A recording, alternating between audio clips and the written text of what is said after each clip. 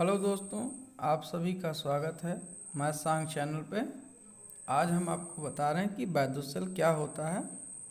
देखिए मैंने लिख रखा है, वैद्युत सेल एक युक्ति होती है जो रासायनिक ऊर्जा को वैद्युत ऊर्जा में बदलती है और परिपथ में आवेश के प्रवाह को लगातार बनाए रखती है।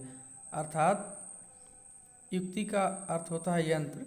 वैद्युत सेल कुछ नहीं है बल्कि एक यंत्र है और इसका काम होता है रासायनिक ऊर्जा को वैद्युत ऊर्जा में बदलना।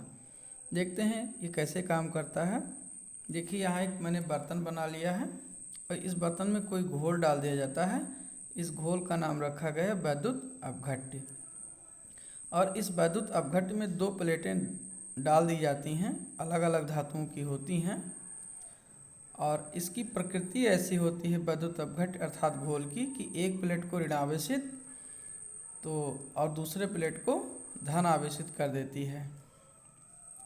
तो जो प्लेट ऋण आवेशित हो गई उसे हम ऋण इलेक्ट्रोड और जो प्लेट धन आवेशित हो गई उसे हम धन इलेक्ट्रोड के नाम से जानते हैं। अब बात करते हैं कि शेल का प्रतिरोध क्या होता है।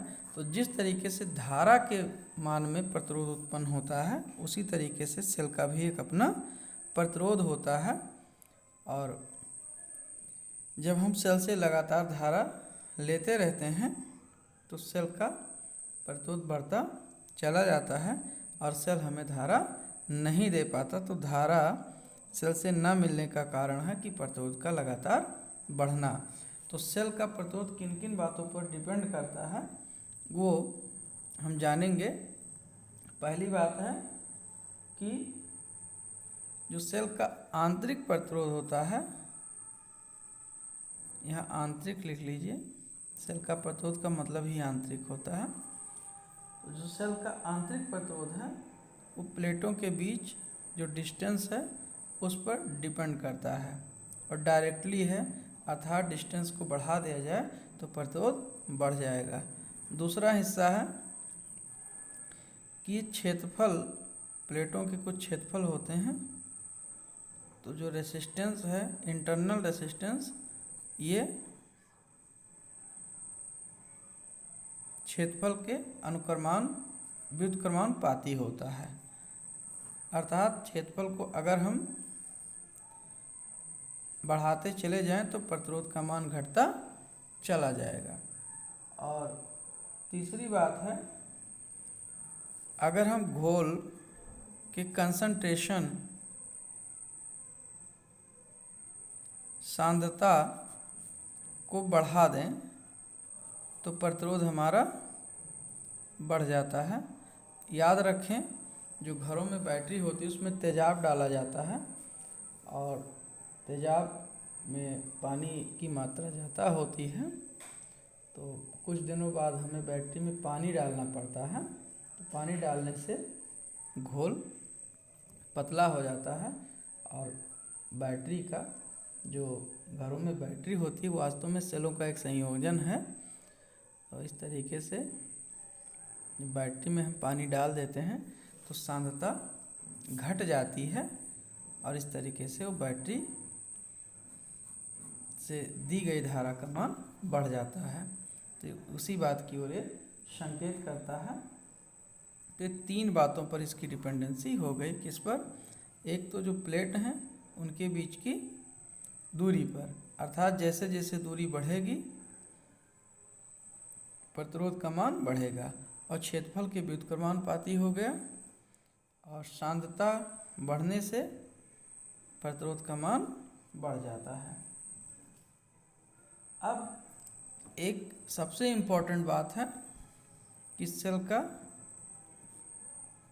विद्युत वाहक बल क्या होता है। तो इसको बहुत संक्षेप में समझ लीजिए कि ये आपका सेल है। सेल की क्वालिटी होती है, हम परिपथ में एक प्लेट को एक लाइन बड़ी खींचते हैं, एक लाइन छोटी। बड़ी लाइन को हम धन कहते हैं, छोटी लाइन को ऋण कहते हैं। और ये प्रतिरोध है, एक सरल परिपथ मैंने बना लिया है। तो पूरे परिपथ में जितनी ऊर्जा खर्च होती है एकांक आवेश को ले जाने में, वही सेल का विद्युत वाहक बल होता है, जिसे हम W/Q से नोट करते हैं।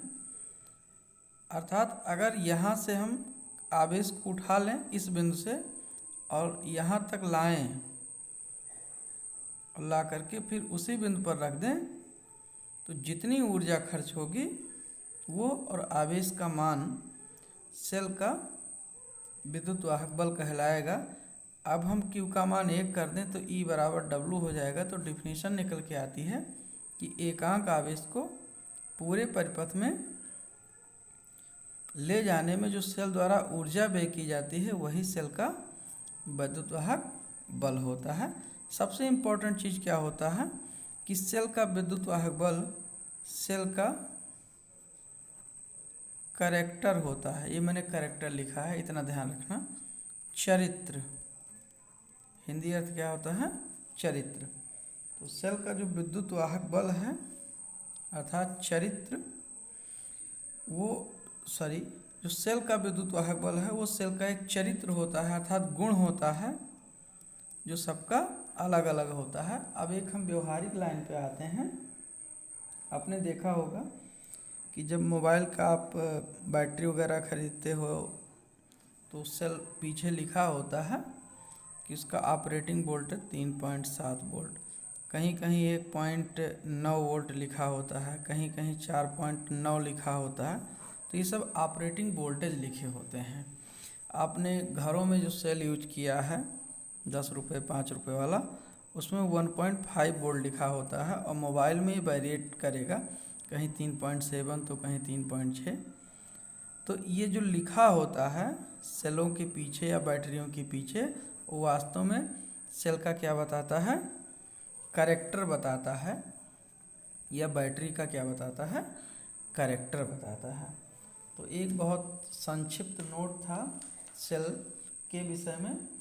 और सेल कई प्रकार के होते हैं, प्राथमिक सेल हैं, द्वितीयक सेल हैं, और भी तरह तरह के सेल होते हैं। तो ये मोटा मोटा एक मैंने आइडिया दिया है कि सेल क्या है। अब सेल के विषय में अगर आप लोगों को और जानना है कमेंट करिए, हम दूसरा वीडियो भी बनाने का प्रयास करेंगे। Thank you. एक लाइक तो बनती ही है डियर।